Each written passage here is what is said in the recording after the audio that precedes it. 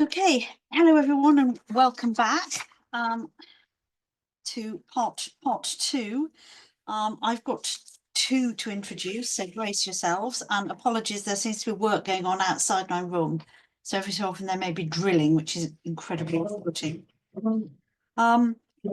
So I'm Liz James. I'm Professor of Art History at the University of Sussex. I'm a Byzantinist, which is why I'm here. And it gives me great pleasure to introduce Lara Frentrop and her book, The Art of Dining in Medieval Byzantium.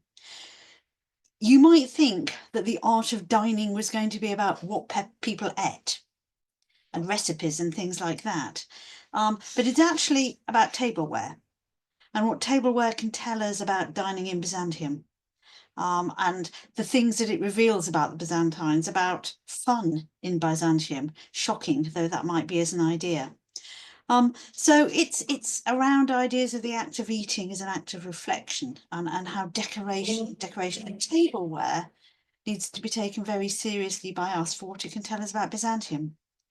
Lara's at Heidelberg University, and Lara, it's time for you to unmute and uncloak yourself. I'm working on it. In your own time. Blame my computer, not me. Decided to go on strike today of all days. So it's doing the little rainbow wheel of doom. It's coming. I don't know if you want me to just start anyway or wait till you can actually see me, because I don't know when that will happen. Just muted myself at that point. Lara, why don't you start anyway? Yep, I'll do that. So I'll do that. Hopefully it will give up on, oh, I think I'm coming. Great. So first of all, thank you all for being here today, and thank you to Lucas, Callum and Petros for organising, and thank you to Liz for making the time to act as chair for this session. And so as Liz already mentioned, my book, The Art of Dining in Medieval Byzantium, examines the material culture of dining and the role that this material culture of dining played in the social, cultural and intellectual processes of the communal meal. At the heart of the book is the interpretation of decorated tableware made of metal, precious metals and ceramics that were viewed on or near the Byzantine dinner table. And to contextualize this object, I kind of used textual sources from the Temarion to the Book of Ceremonies, anything that talks about when people were eating or what they thought about what they were eating or what they were looking at when they were eating. And the objects, I argue, structured social relationships and hierarchies. They created and reflected desires for culinary and aesthetic consumption and were active contributors in forming and promoting ideals of behavior. They highlight the pleasures as well as the dangers of dining, acting both as an encouragement and as a warning sign to their viewers.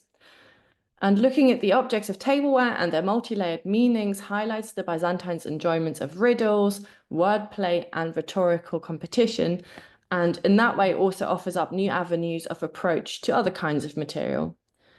And most importantly, I think that the book shows that life in Byzantium, that is daily life across social spheres, was not solemn or drab, or as Microsoft Word likes to remind me, convoluted, intricate, or torturous, but that instead it could be fun, irreverent, and also light-hearted.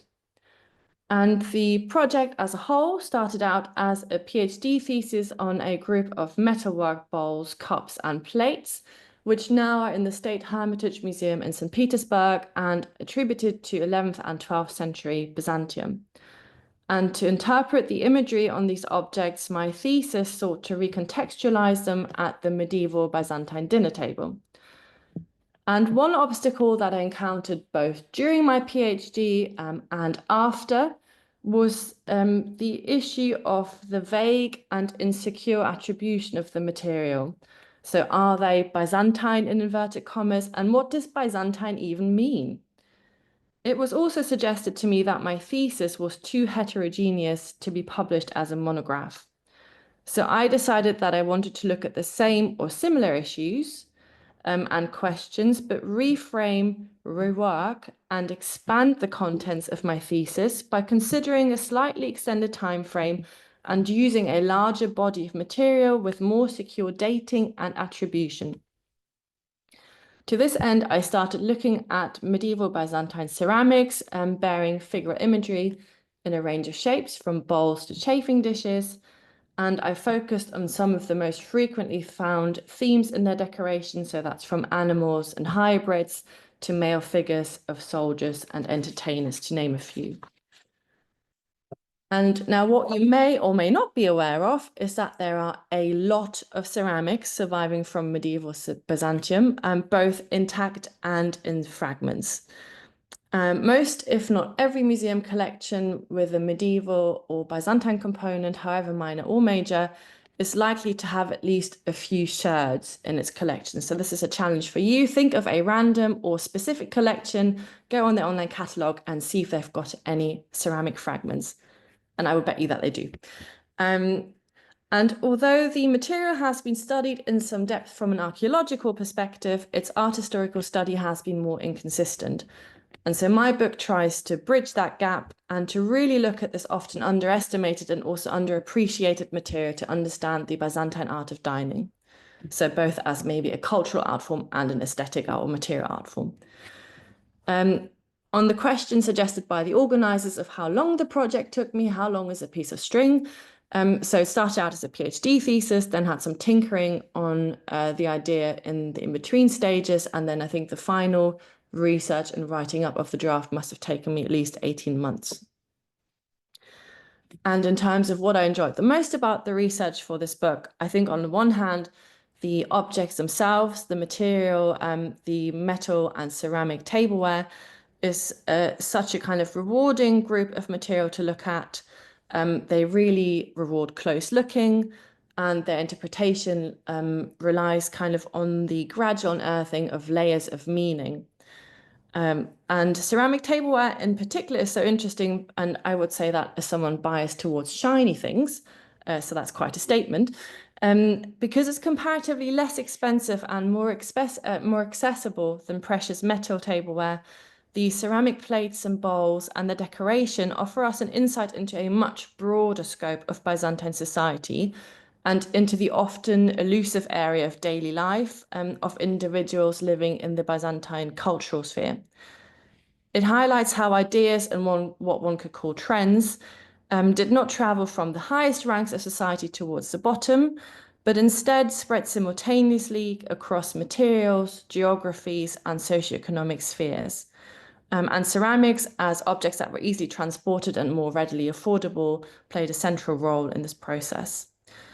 I also enjoyed diving into the different textual sources, from novels to medical manuals, which highlight the close symbiosis between the practices of dining, the art of the dinner table, and wider cultural developments.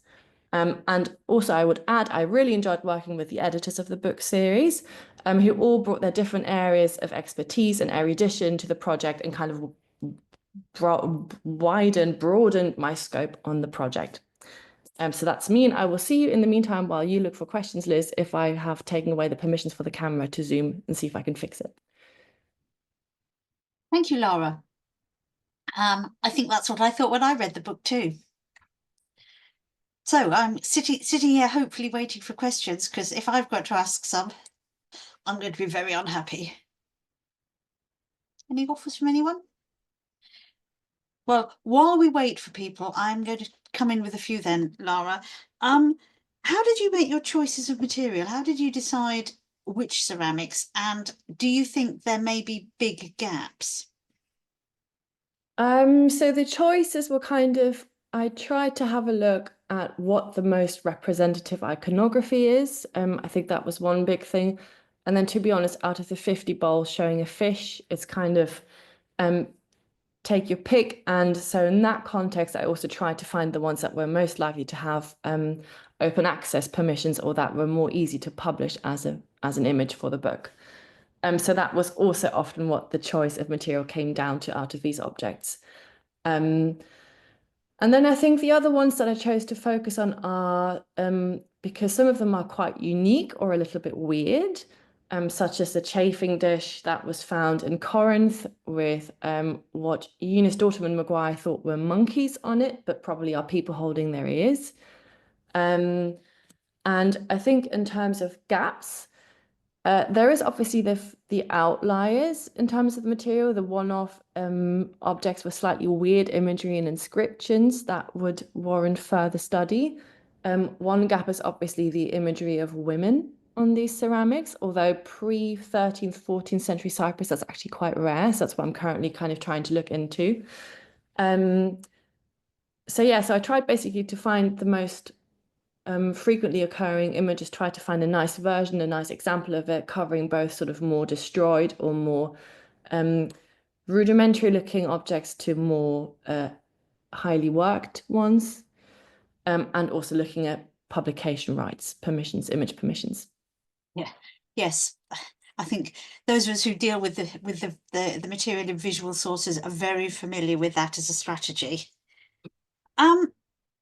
One of the things that I think for me was very striking in the book was the sense of fun and lightheartedness, if you like, I think is your word. Do you want to talk to us a little bit more about that and some of the sort of jokes and humour that goes on in tableware? Oh, let me have a think. So, I mean, one thing to think about would be the kind of depictions of entertainers. So the kind of things that you might see around a dinner table or that you might like to see around the dinner table if you couldn't quite stretch to afford the entertainment yourself. So it could be musicians, dancers, and I think it also ties in terms of what it depicts and maybe the rhetorical strategies that the imagery draws on. It also ties in with maybe the rhetorical displays that might have happened in the context of dining. I'm trying to think of the visual jokes. You caught me out there, Liz. Sorry, I'll have I a think didn't mean to about catch whether. you out. No, but I I think quite it's like the visual jokes. yeah. So I think it's kind of just about people liked laughing. They liked talking about stuff that they'd read, whether it was something about how your humus might get off balance if you eat the wrong thing, to some kind of more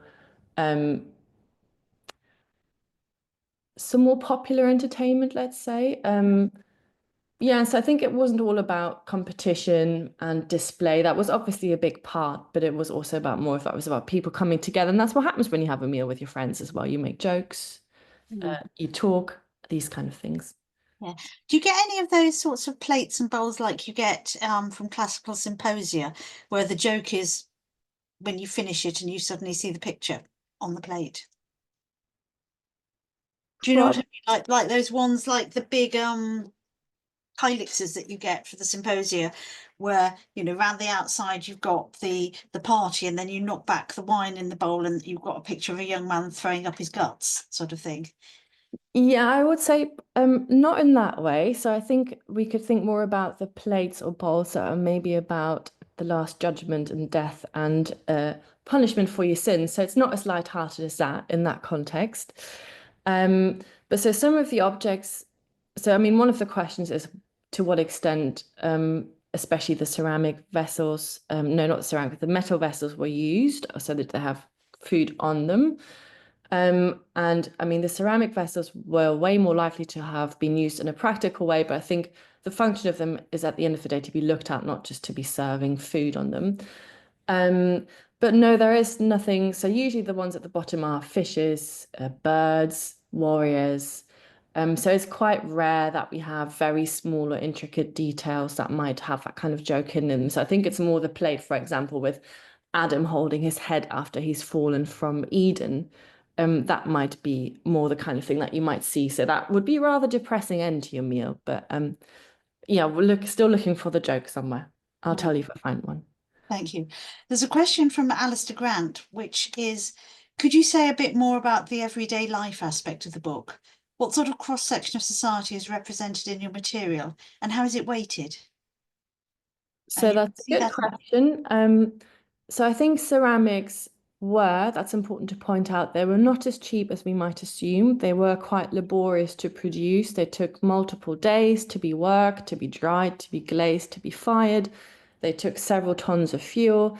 So even the very simple and non-figural glazed ceramics would have been more expensive than plainware, let's say. I think plainware would be the most democratic medium, but because it's not decorated, it's obviously not in the book. But I think we also know about ceramics being present at the tables of the elite, together with precious metal vessels, so silver and gold, as they're recorded for the imperial sphere. So I think on the whole, it does give us one of the broadest cross sections that we can get with a medium in Byzantium. I think in comparison with the metal vessels, it's much, much more inclusive. Again, obviously, it's not the full spectrum, because even ceramics with decorated glazed ceramics would have been unaffordable to some people. Although it's interesting looking at the material, how even within that group of objects, there is such a range in quality and labor that's gone into them, so that there is still a spectrum of cost there. We know that people reuse these things, that they fixed them, so showing an appreciation that was monetary as well as aesthetic or cultural. So yes, I think I've just got to go check what the second half of your question was. So I think it's as broad a scope as we can get in some ways. And what aspects of daily life? How is it weighted? So I think some of the chapters are, I think the last chapter is exclusively on metalware, and then some of the others are exclusively on ceramics. And then some of them try to take both materials into account. So it kind of goes back and forth from chapter to chapter, I think, in terms of how the different materials are weighted. Thank you. Just coming from that answer, Lara, do we know much about costs? Do we know anything about costs? Frustratingly not, no. No, I think if anyone can think of somewhere where we could find an indication, no, I think the only indication that we have, when things were discarded, although with obviously the ceramics coming from many archaeological excavations, and because they were kind of in that awkward middle layer between things that the archaeologists cared about, they're not properly stratified, often not properly dated. But it seems that they were in use for some extended amounts of time before they were discarded in many cases. And again, there's kind of these, I think, wires at the back of vessels that show that they were fixed and used for a long time. Yeah, I think that issue about context is really important. I guess we don't always know where exactly on a site the ceramic fragments have come from, which makes it difficult to sort of work out who's using them. Yeah, so kind of also how they change hands. And I think a big part about the ceramics, which obviously also gets lost in the assemblages, is that I think depending on how much money you had and what your interests were, you could buy just an individual plate that maybe went with the other ones that you already had, and you could reconfigure them to kind of articulate different nuances or messages. Or if you were wealthy enough, you could buy a whole set, and still, depending on what plates you picked to put out on or near the table on any given day, you would still alter that message. So it's also an incredibly flexible medium in that way, and kind of the messages that it can communicate, and how just changing whether you have a man with an animal or a man with another man or an entertainer with an animal. So these all would communicate different nuances to the viewers. And I think, again, a big part was about people talking about it and trying to figure out, okay, what are you trying to tell me with the plates that you've given me today? So I think that is also where that fun comes in, this kind of speculation and seeing, this sort of surprise of what's going to be on the table at any given time. So there are a couple of questions in the question and answer thing. One from Theo Marinos asking whether we see acts of fasting in the materials. No, I would say off the top of my head, no, not as a literal depiction. I think some of the objects that talk about the Last Judgment, death, sin, and retribution, I think they could be a reminder of these kind of rules around eating, moderation, fasting rules. But I think one of the big questions is also more than 180 days of the year were fasting days. So to what extent do people actually stick to it? To what extent were these rules followed very strictly? But so I think some of the plates do respond to these kind of issues and act as a reminder to behave well, whether that's eating with good table manners or eating the right thing at the right time. Thank you. And Linda Saffron wonders if you have any information for wooden vessels. No, unfortunately, as far as I'm aware, because they are so likely to decay and obviously are rarely recorded. I think the whole thing with daily life is that the lower social spheres, the middling and lower social spheres, rarely have the things that they use and the things that they do recorded in textual sources.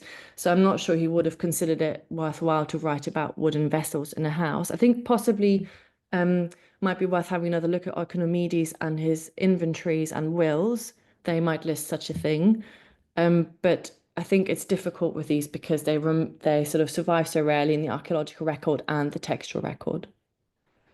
And just one last thing, and this is coming in from Margaret Mullett.